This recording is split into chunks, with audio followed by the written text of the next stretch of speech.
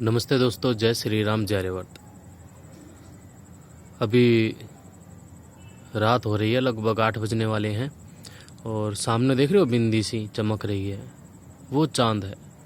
मैं अपनी छत पे बैठा हुआ हूँ और मच्छरदानी लगा रखी है। तो यहीं बैठे बैठे सोच रहा था कि आखिरकार ईश्वर ने हमारे को, देखिए, धरती दी, सब कुछ बना के दिया है ना।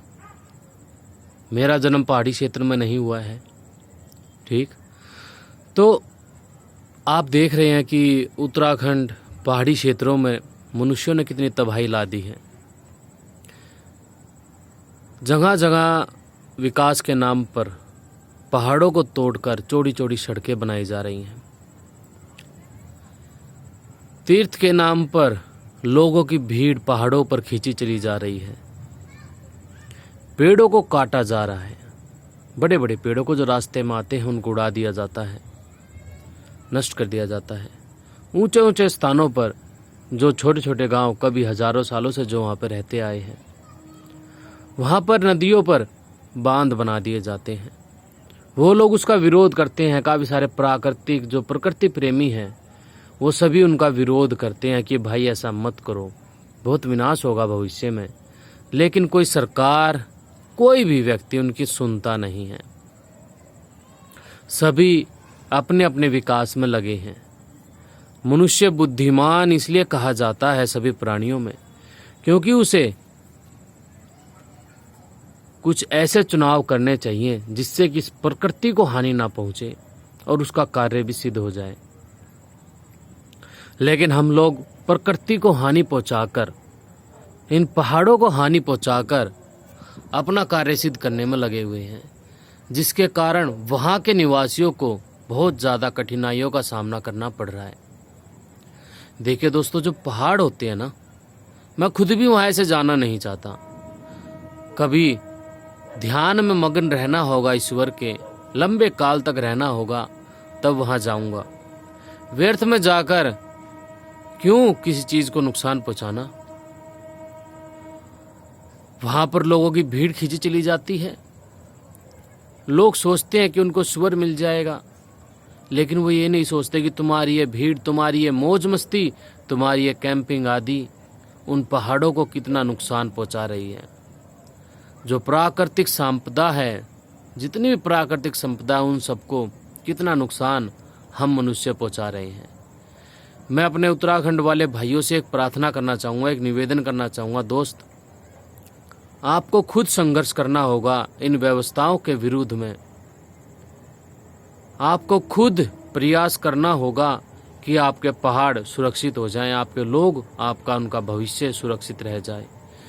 वरना सब कुछ बर्बाद करने पर तुले हुए हैं, चाहे वो सरकार हो या फिर आम नागरिक हो। लोग बाग मौज मस्ती के लिए अपने अपने टेंट लेकर पहुंच जाते हैं पहाड़ों पर। वहां पर बेवड़े, दारू की बोतलें छोड़ जाते हैं, खाने के लिए चिप्स आदि लेकर जाते हैं और वहाँ पर पन्नियों को छोड़ देते हैं। तो भाई, इस प्रकार के बेवड़ों, कृपा करके बख्श दो इन पहाड़ों को, माफ़ कर दो इन पहाड़ों को, मत जाया करो भाई वहाँ पर, ठीक है ना। अभी आप सोचते होंगे भाई तू कैसी बात करता है, क्या घूमने फिरने भी ना जाएं? बिल्कुल ना जाओ भाई। किसने बताया है? क्या वो पहाड़ तुम्हारे घूमने फिरने के लिए है? और तुम इतने अच्छे इंसान नहीं हो कि तुम वहाँ पर केवल घूमने फिरने जाओगे, ईश्वर का ध्यान करने जाओगे। नहीं, तुम तो वहाँ पर नशा करने जाते हो, तुम तो वहाँ पर दारू की बोतलें, दारू उड़ाने जाते हो, तुम तो वहाँ पर धुएं के छल्ले उड़ाने जाते हो और फिर आते समय वहीं पर उन बोतलों को छोड़ आते हो, वहीं पर उन पन्नियों को छोड़ आते हो, वहाँ पर ही वो प्रदूषण फैलाए आते हो। बाकी बड़े बड़े रूप में विनाश का कारण सरकारें कर रही हैं, जिसके कारण पता नहीं भविष्य में कितने लोगों को अपनी जान से हाथ धोना बैठेगा, कितने लोग अपनी जान से हाथ धो बैठेंगे, कुछ नहीं कहा जा सकता।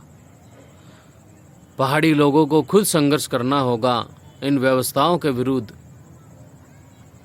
यदि देश को बचाना है, प्राकृतिक जो वरदान ईश्वर के दिए हुए हैं उनको बचाना है, तो संघर्ष तो बनता ही है। क्योंकि आप और हम जिस युग में इस समय जी रहे हैं, ये लोग बागों का स्वार्थी भोग विलास का युग है। यहाँ कोई अपने माता पिता को माता पिता नहीं मानता। किसी भी जीव की कोई कदर नहीं, कोई प्रेम नहीं। थोड़ी सी भूख लगने पर कहीं पे भी किसी जीव को मार के खा जाते हैं ये लोग। हमारे चारों तरफ असुरों की संख्या ज़्यादा है, इसीलिए आज विनाश के कगार पर हमारे देश या फिर ये पूरी धरती पहुंच रही है। क्या इसीलिए ईश्वर ने ये धरती बनाकर हमको दी थी? नहीं, लेकिन हमने विनाश की तरफ इसको पहुंचा दिया है। देखना ये है कि अंत कितनी जल्दी या कितने समय बाद आता है।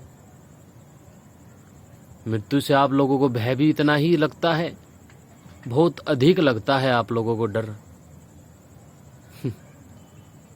जब ये प्रकृति अपना रौद्र रूप दिखाएगी ना, ये छुटपुट मौत नहीं होती है, लाखों होती हैं।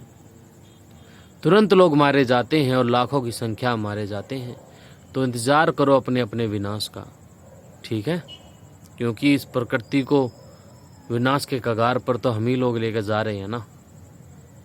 और जो हमारे ऋषि मुनियों की व्यवस्थाएं थी सब कुछ स्वच्छ करने की, पांचों तत्वों को शुद्ध करने की, ऊर्जा भर देने की, उन विधियों को तो आजकल कोई सोचता ही नहीं है। ठीक भाई, बस दोस्तों मन में ये बात आई थी, लेटे लेटे सोचा वीडियो बना के आप सभी को बता दूं। हो सकता है कुछ भाई व्यर्थ में प्रकृति की बर्बादी का कारण ना बने। नमस्ते जी, मर्यादा पुरुषोत्तम श्री रामचंद्र जी महाराज की जय हो।